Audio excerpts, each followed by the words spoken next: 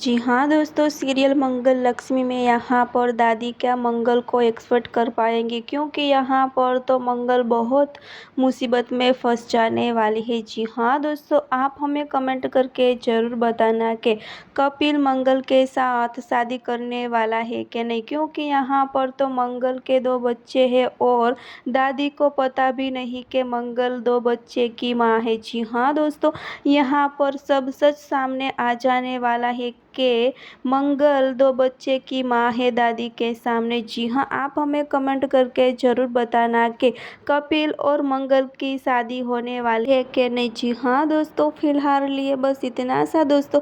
आगे देखने के लिए जुड़े रहे, सब्सक्राइब और कमेंट करके हमें ज़रूर बताना कि मंगल और कपिल की जोड़ी अच्छी लगे है कि आदित्य और मंगल की जोड़ी अच्छी लगे है। जी हाँ, यहाँ पर तो जिया और लक्ष्मी का भी आमना सामना होने वाला है। जी हाँ, फिलहाल लिए बस इतना सा दोस्तों।